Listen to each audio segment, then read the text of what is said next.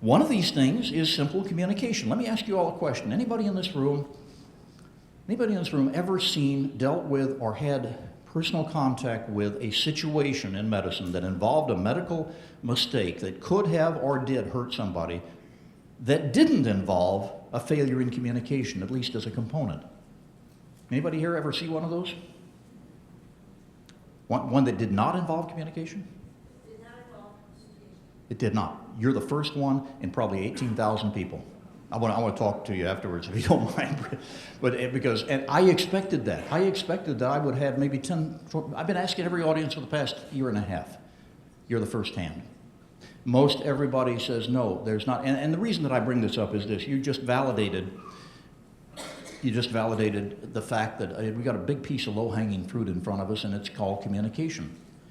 We don't communicate anywhere near as well as we think we do, in verbal, in nonverbal terms, in written terms, and that is the crux of it. The reality is, it's almost axiomatic. You cannot have a patient safety disaster or near disaster without a failure of communication, a big failure in communication, and sometimes a subtle failure. So this is one of the most inexpensive things we can do in patient safety, is understand what it takes to put people together to communicate. One thing is to break down the hierarchies. And we say this to docs all the time. You're already on a pedestal. You don't need to put yourself higher. Everybody respects you already. We expect you to be a team leader. Yeah, I know, we didn't teach you how to do it, but let's get into that. Let's talk about training. Training in communication means simulation.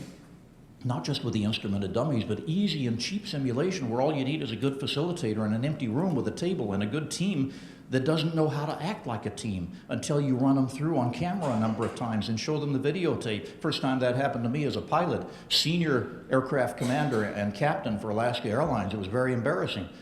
We were doing the debriefing, and the facilitator says, well, John, you know, you flew a wonderful approach there.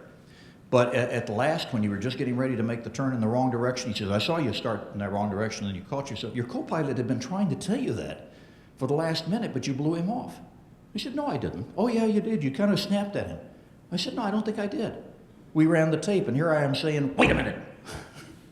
Oh, very embarrassing. I'm supposed to be the perfect captain. Right there, I learned more than if that guy had talked to me for 2 hours, or 2 days for that matter. Our physicians want to do it right. Our nurses want to do it right. Everyone wants to do it right. When you see yourself as you really come across, you realize communication is not a given. Communication requires not just a sender and a receiver. It requires, I'm going to use for those of you from California, my Kaiser friends here, bear with me, because I know this has to do with really something that's only Marin County, north of San Francisco, but this is a touchy-feely California hot tub psychobabble word called relationships. It is the carrier wave of human communication, and without a relationship of some sort, even a bad one, you're not going to get information from person to person. Ever heard that phrase, I know you think you understood what you thought I said, but I'm not sure you realize that what you heard was not what I meant? Come on, anybody in here who's married understands this, right? We go through this all the time. You said, no, I didn't. Yes, you did. No, I didn't. We lose marriages every day over this sort of thing, and you're both right and you're both wrong, because our predicate was that communication occurred, and guess what? It never occurred. I'm in a OR in an Eastern hospital, East Coast hospital, a number of years ago, spending the night there with a notepad, and I'm watching everything. About 2 a.m. in the morning, the young attending, or not attending, but resident, had a bad night. One patient tried to assault him, another spat at him. He's really kind of ragged out, and he's been on duty a long time, and he's going to go out to get a Coke. He's walking past the nurse's station, and he's spouting off 3 major medication orders, very serious orders, and then he pushes through the doors. Only problem, there were no nurses at the nurse's station. There were no nurses in the room. He comes back 10 minutes later, and I tell him this, and he says, well, that's not possible.